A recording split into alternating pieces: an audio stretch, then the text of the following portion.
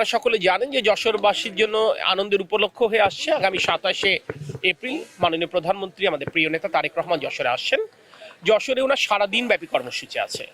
উনি এয়ারপোর্টে নেমে উনি সরাসরি উলসিতে যাবেন। শহীদ রাষ্ট্রপতি জিয়া রহমানের স্মৃতি বিজড়িত যে খাল, সেই খাল উনি পুনঃখনন কর্মসূচিতে অংশ নেবেন।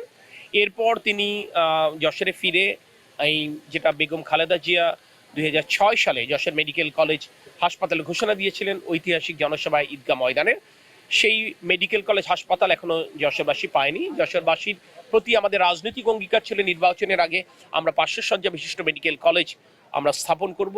আমাদের যদি নির্বাচিত হতে পারি এই মেয়াদে, আমরা তারই ধারাবাহিকতায় মাননীয় প্রধানমন্ত্রী 500 শয্যা বিশিষ্ট মেডিকেল কলেজ হাসপাতালে ভিত্তিপ্রস্তর স্থাপন করবেন।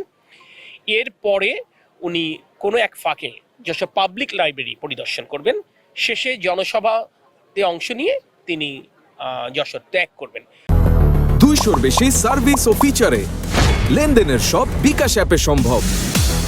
বিভিন্ন জায়গায় বিদ্যুতের কিছু ক্ষেত্রে সংকট হয়, এখন ঝড় হয়, বর্ষা হয়, বিভিন্ন সময় কিছু সংকট হয়। আপনারা জেনে খুশি হবেন, বর্তমানে সরকার যেটি বলেছে, প্রয়োজন হলে শহরের গ্রাহকেরা বিদ্যুৎহীন থাকবে, কিন্তু গ্রামের কৃষকদের ফসলের মাঠে বিদ্যুৎ সরবরাহ নিশ্চিত করতে হবে, যাতে করে কোনোভাবেই তাদের সেচের কোনো ক্ষতি না হয়। আমরা এই কথাগুলো বলবার কারণ হচ্ছে কৃষকদের প্রতি আমাদের যে নিবেদন, কৃষকদের প্রতি আমাদের যে অঙ্গীকার, কৃষকদের প্রতি যে জবাবদিহিতা, এটি অক্ষরে অক্ষরে আমরা পালন করবার জন্য সচেষ্ট রয়েছে।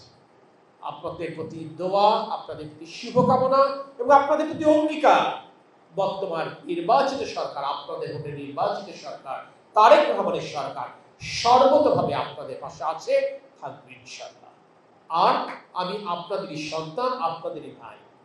আমার প্রয়াত পিতা তরিকুল ইসলাম যেভাবে আপনাদের জন্য কাজ করেছেন, কৃষকদের জন্য, শ্রমিকদের জন্য, সাধারণ মানুষের জন্য কাজ করেছেন, সেই কাজ করবার সুযোগ যখন আপনারা আমাকে তুলে দিয়েছেন, ইনশাআল্লাহ আমিও সর্বতভাবে আপনাদের পাশে আছি, থাকবো ইনশাআল্লাহ।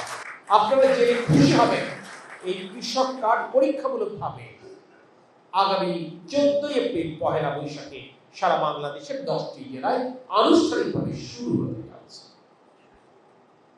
আমি সেই কারণে বলছি, বাংলাদেশের কৃষকদের প্রতি, বাংলাদেশের জনগণের প্রতি, বাংলাদেশ জাতীয়তাবাদী দলের যত অঙ্গীকার রয়েছে, একে একে সেই অঙ্গীকারগুলো আমরা বাস্তবায়ন করবার চেষ্টা